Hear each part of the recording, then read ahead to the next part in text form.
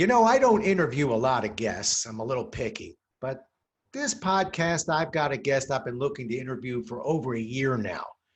And so we're going to sit down with my friend Jahmaal. And actually, we met probably well over a year ago. We actually sat down for a cup of coffee.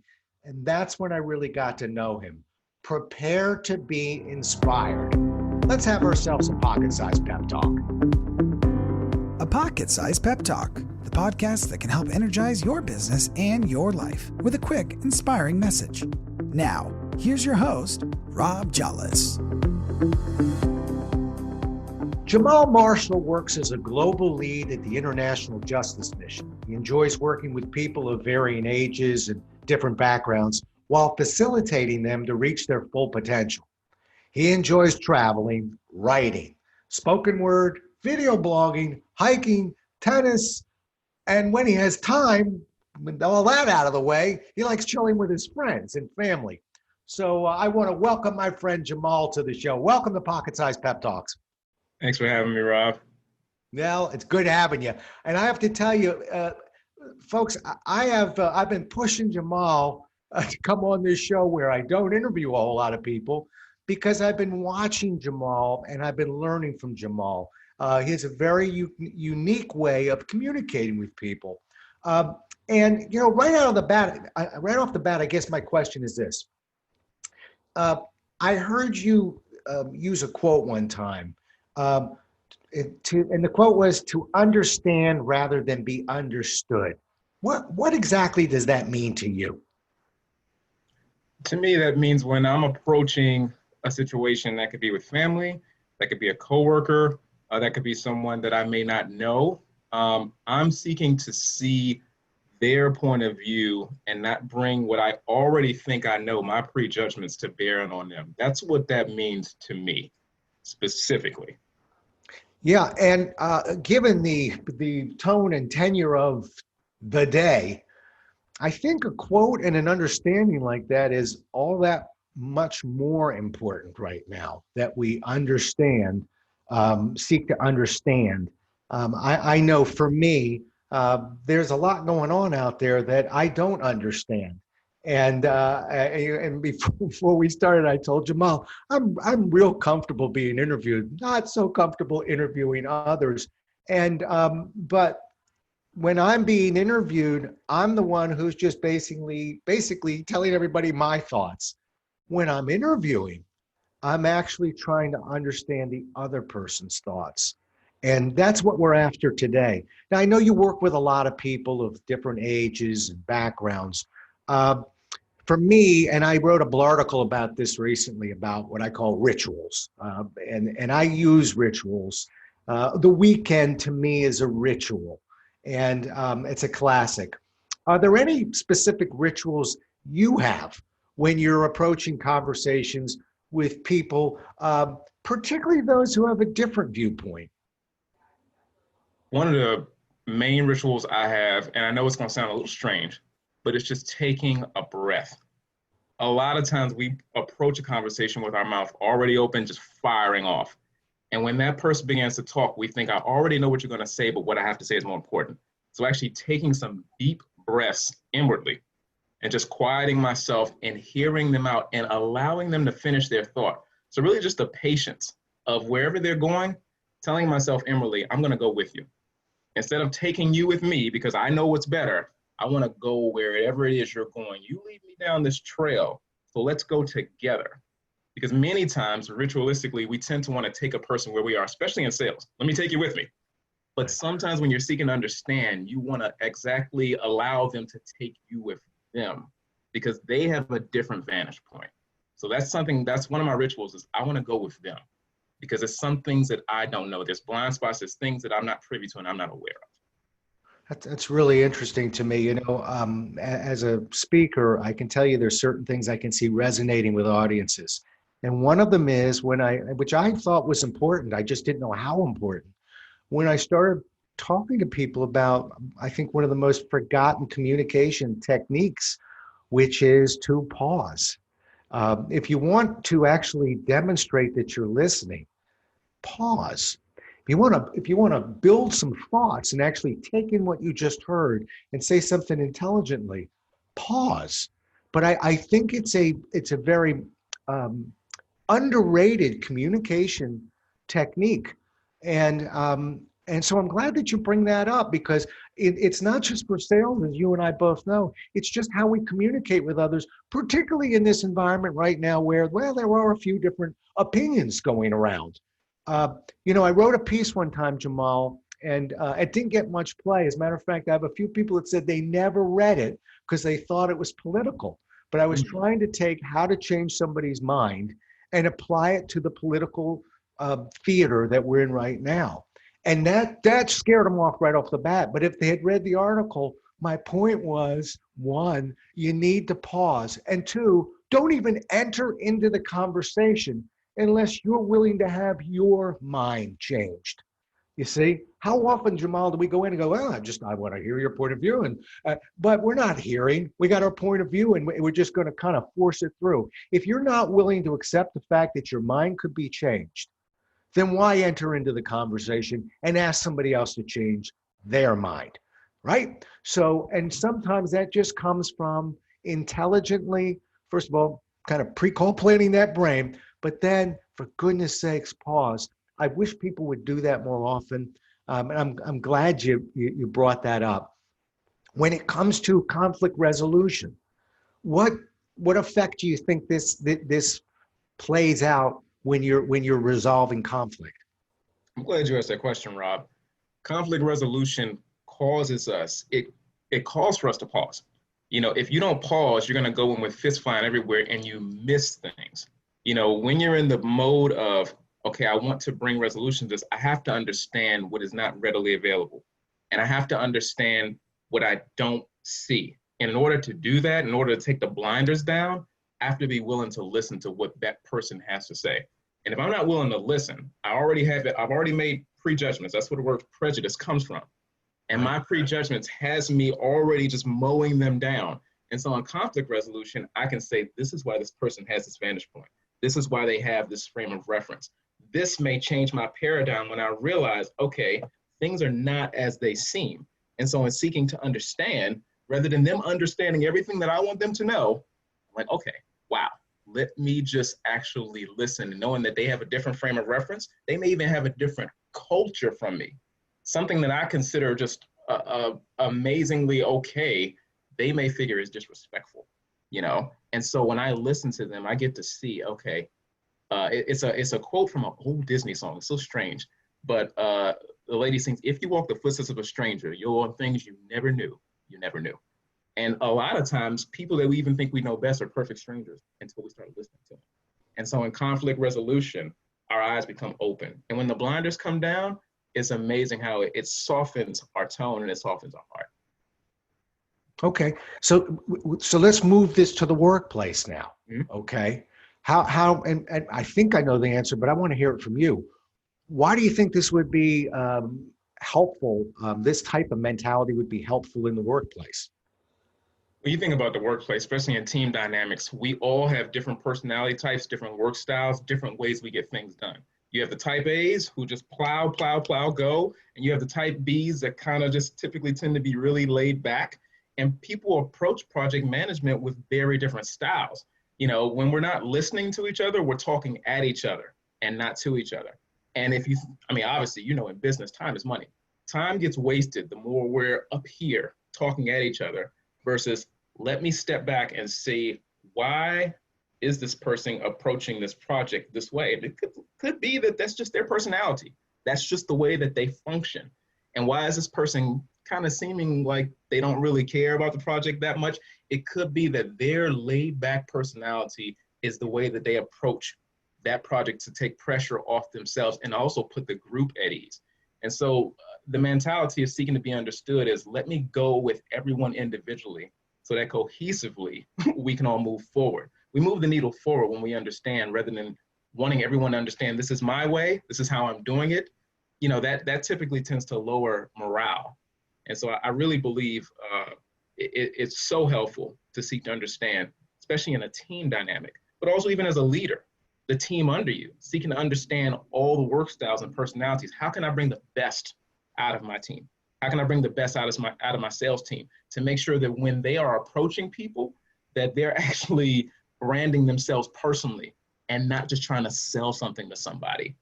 So in sales, I would just say, always seek to understand. Approach a person and showing them that you care. They don't care how much you know till they know how much you care. Let them talk about themselves. Let them open up to you. It'll be like under your hands. Yeah. It's interesting. If we jump back to that conflict resolution, I'd add one more word to it. Seek to understand, not refute.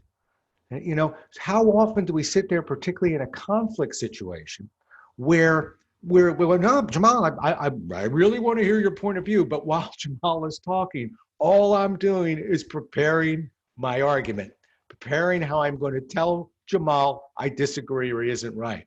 Imagine what would happen if we all, in the workplace or in any kind of conflict situation, actually told our brain, sorry, we're not playing that game. I'm going to open up and I'm simply going to listen to what this person has to say. I think I'm smart enough to actually listen, pause, as we talked about, and then I'll play it back. But you'd be shocked how often, if you actually just listen to the other person and quiet your brain down. I don't need you to work up your defense. This isn't. We're not in a court of law. Just listen up. How much more effective our communication can be. And how much more empathetic our communication can be. Now, I've heard you talk about empathetic listening before. Can you tell me what that is and why you believe why that might be risky? Well, the thing about empathetic listening, especially based on personality and based on our way of thinking, is that when you listen empathetically, you open yourself up to be influenced. And a lot of times when you're seeking to be understood, you don't want to be influenced. This is my thought. This is my pattern of thinking. This is the way things are done. And this is how we're doing it. This is how I'm approaching this. This is why you're wrong. This is why I'm right. And this is why you need to see things my way. Empathetic listening means I actually want to get down to the root of this. And I actually want to understand exactly your frame of reference. And so when you open yourself up to be influenced, it causes you to be vulnerable. And a lot of times we see vulnerability as weakness. And so the importance is, the risk is that we have to be willing to take that risk to understand. But the beauty of that risk is that there's a reward. You never regret understanding where that person is coming from, because it causes you both to go together instead of spreading apart. But again, it depends on your personality type, the willingness, to go there and to take that risk. Yeah, I think empathy is an undervalued play as well. When I ask salespeople, describe somebody that you deeply respect as a salesperson. Somebody you've seen, maybe a parent, a friend, a coworker. They get. I'll always get, well, they're honest and they're trustworthy and they make the customer feel comfortable. They'll give me a nice list. The one I'm always looking for is empathy, because to do our job right, we can talk about all the happy things we want, but we are seekers of change, and people resist change. They fear change, which means frequently I have to ask more difficult questions to really make this a valuable conversation and to try and create change. Well, if I'm going to ask more difficult questions that don't always feel so good, and I don't understand what empathy is, you can understand now why those conversations don't often work out well. Empathy is huge. I'm glad you're talking about it. Okay, so emotional intelligence. We're talking about seeking to understand others. We know if we pause, we'll do well. We know if we apply empathy, we will do well. Talk to me about emotional intelligence and how that plays out in this. Right there, I want to start off actually with a quote. And this is a quote from Stephen Covey. And I'll start and I'll build on that. In his quote, he says, "You will never be able to truly step inside another person to see the world as he sees it until you develop the pure desire and strength of personal character and the positive emotional bank account, as well as the empathetic listening skills to do it." So I know that quote is pretty loaded and it's pretty long, But emotional intelligence means I want to see from your vantage point. It's in a sense of saying, give me your eyes. And so in understanding, emotional intelligence means that I don't know why Claire thinks this way, or why Joe has this work style, or why my family member Janice has this issue. But if I sit with them and talk with them and pause and give them the space and place to not explain themselves or make excuses, but just to share their heart, I develop an emotional intelligence. I'm approaching this explaining well, I don't want to say explaining, I'm approaching this knowing my ignorance. And when you know your own ignorance, it develops an emotional intelligence. Because when I think I know everything, then I already know everything. When I already know and I've come and I've approached a situation knowing that I'm ignorant of certain nuances, then I develop an emotional intelligence about that person because I've given them a place to be heard. Huh. Yeah, now the Zeroid in me is coming out, the Xerox guy in me. And at Xerox, we had a process for everything. We like things that are repeatable and predictable. So I love what you just said. Process it for me. Maybe I'm listening to this podcast right now and I'm in my car and I'm thinking, that makes sense. Now, how do I do that? How do I become more emotionally intelligent? What would you say to that? If I could give some takeaways, the main thing is listening actively. And I mean, anyone who's listening to this, Rob has said it time and time again, when we're already approaching a situation, thinking about what we're going to say, we're not actively listening. Giving eye contact is a huge one too. It really helps you, if you are in a face-to-face situation, honor the person. You know, if you're on your cell phone, texting, doing a lot of other things while people are talking, already thinking about things, forward thinking during a conversation, that's not active listening. So active listening is huge because it helps you to hear. And then upon active listening, also considering different things about that person that are different from you. Their culture may be different. Their gender may be different. There's so many different nuances that make them them, their own background, their own frame of reference. And so we hear the word, I mean, we've heard since we were little kids, being considerate. Active listening, being considerate, pausing, and then also revisiting a situation. You know, never thinking that in one conversation you will have resolution. You know, opening yourself up to revisit. And even internally admitting, I don't know everything. Just the internal admittance of that is huge in seeking to understand rather than being understood. So if there's any takeaways, I would say active listening.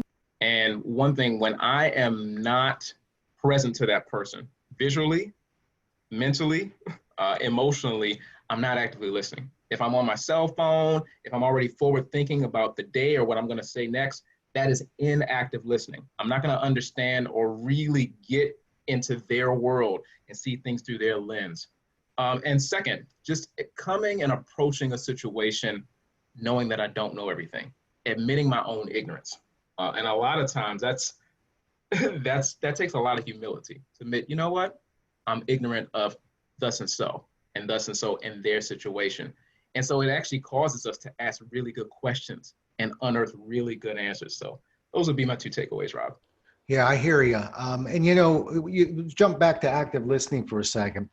I just don't think people understand that active listening is not easy. It's not. It's logical. It's not necessarily instinctive. It takes work. And you know, there's surveys out there, but one of my favorites is Lou Hampton's, who looked at it and tried to figure out what annoys people about those that are supposedly active listening, and overwhelmingly was interrupting me when I'm talking. And right behind it was fidgeting and kind of trying to get ahead of the point you're just hearing. For me, as somebody who's interviewing you today, Jahmaal, one of the things I've got a note on my screen is let the man talk. I don't have to keep coming in with, you know, that's something I'm working on, but I'm trying to understand, not work, like we said earlier, just actively listen. Okay. One more question and we'll wrap this up. Tell me something, a lesson or two that you've learned somewhere in your journey that you think has had the biggest impact on your life. That's a great question. And I would say for years as a certified counselor, obviously, especially when you're working in a residential facility, there is a program involved. Like, this is the way that we do it. And I had to learn, even in being a certified counselor and sticking with the program, to know that I bring certain skills that I want to pull out of my counselees to bring forth the best them. In order to bring forth the best them, I cannot assume that what's written on this paper and the way that we do things is just how it's done. I got to realize that this person, I have 12 people on my caseload. 12 people have 12 different problems. And there may be 12 different solutions. And so listening to that person one may have a completely different childhood from person 5. And so to listen to them, and a lot of times just to sit with them. So a lot of times orientation for me took more than like 2 days, because it took a while to unearth a lot of different things in them to know how best to serve them. So even in the counseling I do now, none of my programs are the same because everybody is different. And so actively listening, just living in that season with the person will help you serve the person the best way that they need. Excellent. Well, I can tell you from knowing Jahmaal personally that he practices what he preaches. He's a better listener than the guy who's doing the interviewing today, but I'm working on it. He's helping me. And I can't thank you enough for just opening up and sharing some of your thoughts with us today. Where can listeners connect with you online? Easiest way to connect with me is on LinkedIn. LinkedIn, Jahmaal Marshall. I think I'm the only Jahmaal Marshall on LinkedIn, so it's really easy to find me. I don't discriminate. Feel free to send me a connection request. If you're Forex or Bitcoin, I make it a little longer to answer, but send me one anyway. Outstanding. And I had to learn this the hard way. I believe it's Jahmaal. Is that correct? That's it. There you go. All right. Well, it's been a pleasure, folks. You got a good one today. I hope you enjoyed it. And go out there, do something good for somebody else today. And for goodness sakes, actively listen. Thanks so much for listening. If you enjoyed today's show, please rate and recommend it on iTunes, Outcast, or wherever you get your podcasts. You can also get more information on this show and Rob at jahlis.com.